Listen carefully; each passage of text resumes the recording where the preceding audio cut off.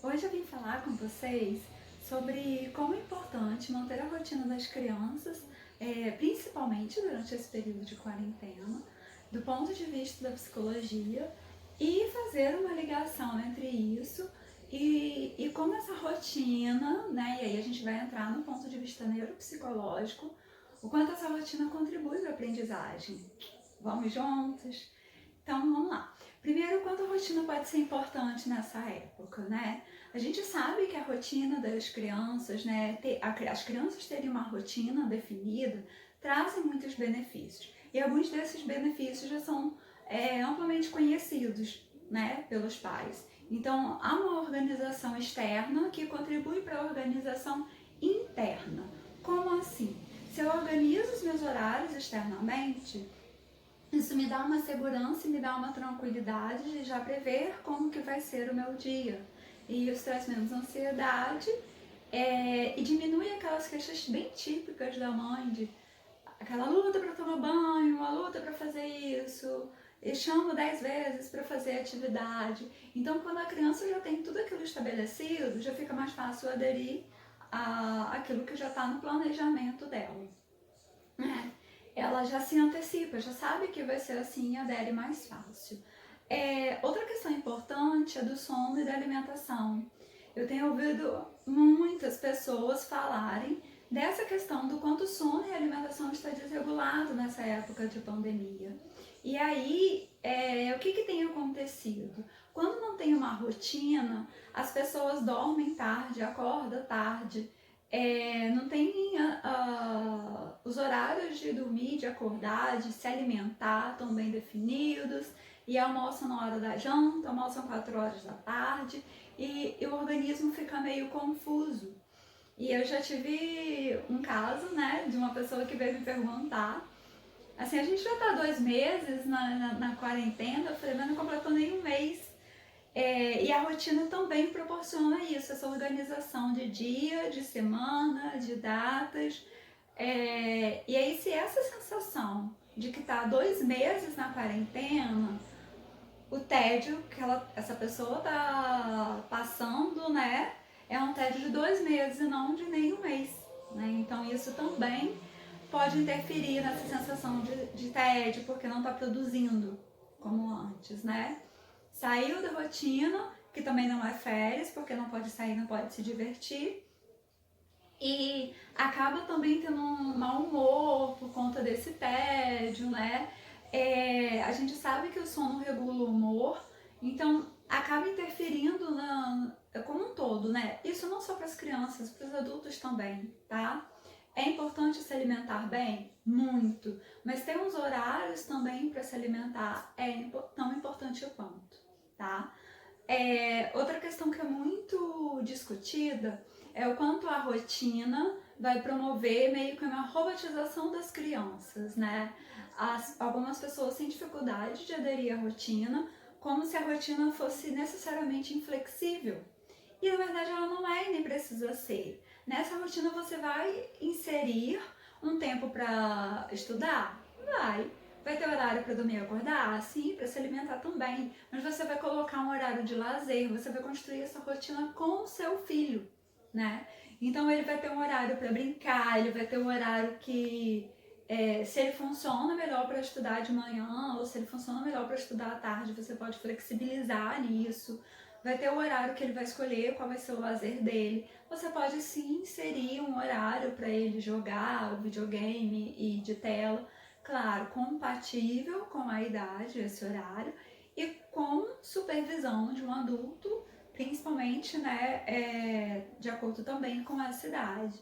Mas isso tudo pode estar na rotina, não é uma rotina que vai ser fechada e que no feriado você não possa abrir mão, que no fim de semana não possa abrir mão. E isso também traz esse senso de organização. Eu sei que dia é hoje, porque hoje é o dia que eu posso comer um doce, porque chegou o fim de semana, né? Então tudo isso está incluso na rotina, facilita muito mais essa organização. E eu percebo que algumas pessoas estão muito desorganizadas na questão de tempo e espaço, se entediam muito mais e traz um mau humor, né? Com muito mais facilidade. E aí vamos lá para uma questão importante que a gente vai agora atrelar ao ponto da neuropsicologia e da aprendizagem. A gente estava falando lá dessa antecipação. Quando não se tem uma rotina, a criança fica assim, o que vai acontecer? Como que vai ser? O que vai ser do meu dia? Nós mesmos ficamos assim, né? Mudou muito a nossa rotina, a gente fica, e agora? O que eu vou fazer? Como que vai ser meu dia? Eu não sei mais, eu tô meio desorganizada. E não é a sensação de que férias, que você tá relaxada, porque tem alguns pontos de preocupação e muita gente tá em home office, tendo que dar conta das atividades da criança. Então não é um período de relaxamento que você pode estar tranquilo sem essa rotina, né?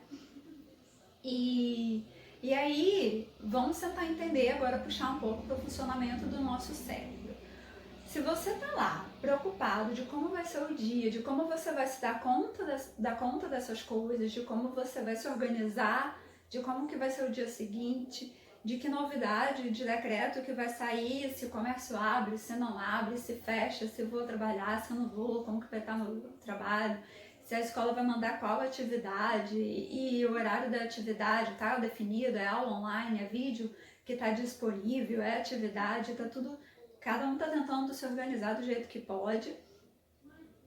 E o desgaste em pensar nisso já ocupa muito do nosso tempo. E esse é um ponto chave que a gente vai precisar entender para trabalhar aqui agora, para compreender o quanto isso interfere na aprendizagem. O que é a aprendizagem? A aprendizagem, a gente vai usar o que a gente chama de memória de trabalho, o que muita gente também chama de memória operacional. Essa memória de trabalho é o quê? Vocês estão me ouvindo agora, vocês têm o conhecimento prévio de algumas palavras, têm o conhecimento prévio de algumas coisas, do que está acontecendo, estão me ouvindo, estão pensando na vivência de vocês e está juntando tudo isso. E aí isso tudo vai ficar retido, algumas dessas informações vão para o que a gente chama de memória de longo prazo. E isso é aprender, né? Então vamos pensar outros exemplos assim. A gente estudou para a prova, a gente está atento, a gente está fazendo exercício, a gente está pensando ali, está exercitando e concentrado naquilo ali. E a memória de trabalho é atenção, é gravar as coisas, é pegar a informação da memória de longo prazo para juntar com a nova que está ouvindo agora para poder dar sentido para depois estar bem fixado. Então, gente, é uma atividade mental muito intensa e que custa muito esforço pra gente.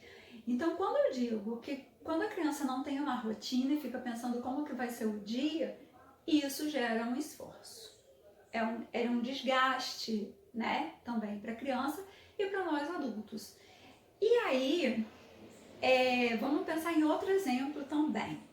Sabe quando a gente fala que a gente está tão ansioso, que está ouvindo o outro e a gente não consegue entender nada, porque o nosso pensamento está todo focado naquele pensamento ansioso? A sua memória de trabalho não consegue funcionar, porque a memória de trabalho é muito restrita. Ela guarda 4 bits de informação. Então vamos pensar. Se a sua memória de trabalho, metade está ocupada com ansiedade, né? De tentar saber como que vai ser essa atividade, se o professor, qual que vai vir a atividade do professor, se eu sei fazer, se eu não sei fazer, se vai estar difícil, se é matéria nova, se não é, me colocando na posição da criança, né?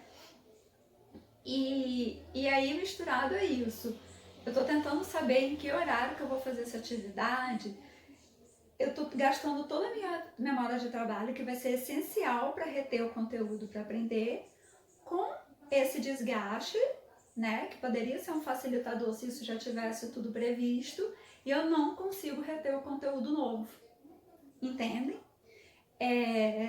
Se a gente usar a nossa memória de trabalho toda para uma questão de esforço, de tentar se situar, né, nessa rotina, sobra pouco espaço para aprender coisas novas. Porque lembra que eu falei que só tem 4 bits de informação? E se você ocupa toda ela com ansiedade, com estresse, com mau humor, com tédio, essa informação ela não consegue ser elaborada pela memória de trabalho e não vai levar para de longo prazo. né? O que acontece na hora da prova, por exemplo? Na hora da prova a gente já estudou, a gente já aprendeu, e aí a gente vai lá, memória de trabalho, pega aquela informação da memória de longo prazo que está aprendido, que está guardado, e volta, né? Ela já está aprendida, está guardada, ela só traz ela à tona para poder você fazer a prova. Por quê? E aí vem um questionamento que eu tenho estudado muito nesse período. Essas atividades são de grande importância a gente ficar fazendo em casa? São. Primeiro, para manter essa rotina, né? Segundo, porque não corre o risco de esquecer. Porque por mais que a gente venha a educação hoje em dia vem priorizar um pensamento crítico, né, e reflexivo sobre as coisas. Esse pensamento crítico depende da memorização de alguns conteúdos. Então, primeiro eu preciso saber da história do país para depois criticar o momento atual de tomar algum posicionamento. Então, é extremamente importante a gente ter memorizado algumas coisas, né? Então, essa repetição ou que seja de conteúdo novo que também se repete, né? A gente vai exercitar isso através das tarefas de casa, né? Tanto na escola ou em casa, isso vai ser importante para a aprendizagem. Então, mesmo que seja de casa, isso tem uma importância imensa para a aprendizagem do seu filho. E aí eu queria fazer só um último adendo, que é de crianças com algum tipo de transtorno, algum tipo de deficiência, que são crianças que têm prejuízos nessa memória de trabalho. Crianças, por exemplo, com TDAH, com deficiência intelectual, com um autismo com comorbidade, com dislexia. Então, se pra gente que já não tem um prejuízo dessa memória de trabalho, já é difícil manejar isso, para essas crianças que têm transtornos e para essas crianças que têm algum tipo de deficiência, né, é essencial mais do que tudo essa repetição. Para isso está muito bem. Meio que essa palavra é meio aversiva, né, para os educadores, mas às vezes a gente precisa estar decorado mesmo para poder conseguir trazer à tona esses conteúdos antigos, e aí sim depois a gente consegue ter um pensamento crítico, que é o que está ligado a essa expansão do ponto de vista da inteligência. Então, o recado que eu queria dar é esse: não pensem que manter a rotina é algo banal nesse momento, e para vocês entenderem o quanto isso pode ajudar no desenvolvimento intelectual dos seus filhos e nesse processo de aprendizagem. Eu espero que tenha ajudado. Beijos. E último recado, né, gente? Fiquem em casa.